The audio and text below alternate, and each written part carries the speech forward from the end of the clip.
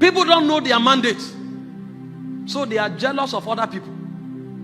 If your mandate is to be an intercessor, why are you troubled about the person traveling from nation to nation? It will not even get your attention because it's not part of your script. The reason you can be jealous about what somebody else is doing is because you don't know the one you are called to do.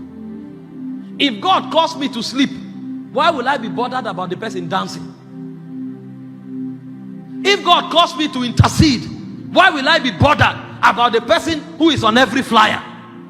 The reason you find jealousy, backbiting, evil in church is because mandates are not known. So people want to do everything. If God tells you your place is at the back, naturally the desire to stay at the front will die, because you know that's not where you were sent to. But when people don't know their mandate, then there will be a problem. Remember, we are using Abraham, Moses, Paul, and Jesus as case studies. You have seen that all of them had encounters before they started. You would also see that every one of them had definite mandates from God. For Abraham, the Bible said to him in Genesis 12, God now showed him the mandate. It said, I will make thee a great nation, and I will bless thee and make thee great, and thou shalt be a blessing. So Abraham knows that his mandate is to become a nation. It's on the strength of that understanding that made Abraham live the kind of life he lived. When Abraham wanted to bury his wife, they offered to give him a burial ground for free. He refused. Because he's building a nation. He doesn't want the people to come tomorrow and begin to fight assets with his children. He knew his mandate. When Abraham wanted his son to get married, he told Eliezer to ensure that they don't get a wife from him among these people.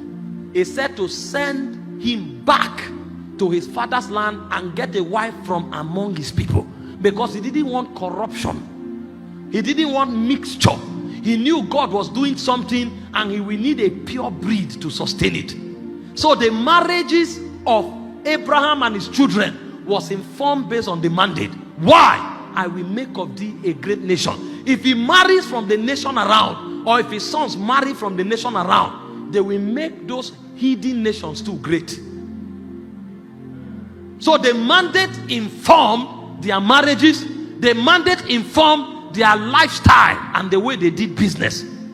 Don't dash me your land. No, I will pay for it. What is the what? He measured it and paid. When Abraham went to the battle of the kings in Genesis 14 and destroyed 4 kings, the king of Sodom came to give him the spoils. He said, I will not take even a latchet from you, lest you say you made Abraham rich.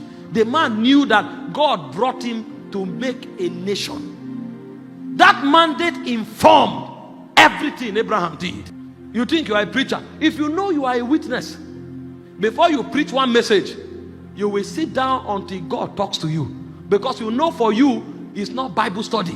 When you talk, you are moving a generation to another dispensation. You have not known your mandate. That's why you can do what every other person is doing. When the new hairstyle come out, you are the first to model it.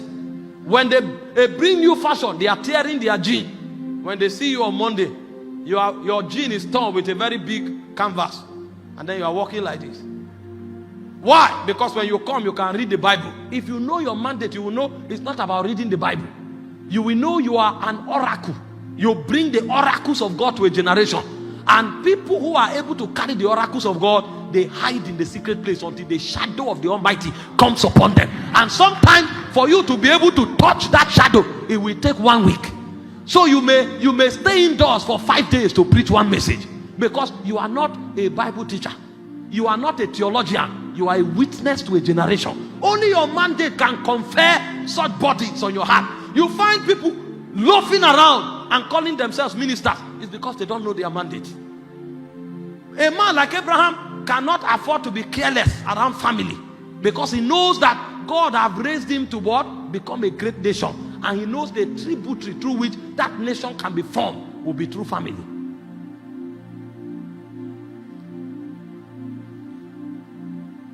What was the mandate of Moses? Get down to Egypt. Tell Pharaoh, let my people go, that they may worship me.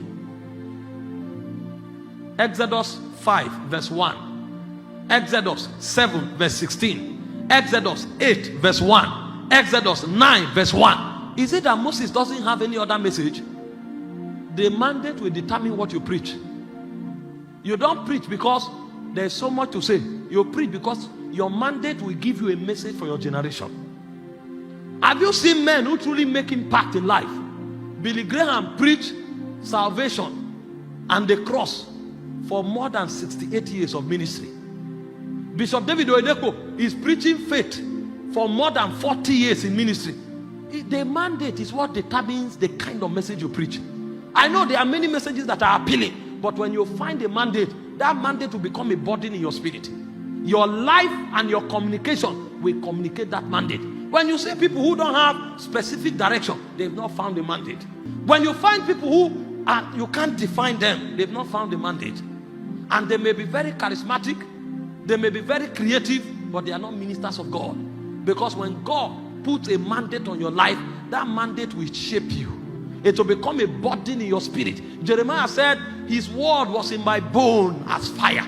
Even if he didn't want to, that fire won't let him rest. And so everywhere he goes to, the fire pushes him to utter those oracles. When you see people who don't have mandate, they can't affect their generation, because they cannot create impact enough to change things in the territory. Today they say one thing, tomorrow they say another thing. Today they live one lifestyle, tomorrow they live another lifestyle. There's no mandate. Every minister that satisfies the call has a mandate, and he sits on that mandate. You can't go to a ministry and then you don't find what God is saying. God told me to raise sons that can bear his burdens, to raise priests that can advance his will and his kingdom, and to raise kings that can exercise his government and reign in life.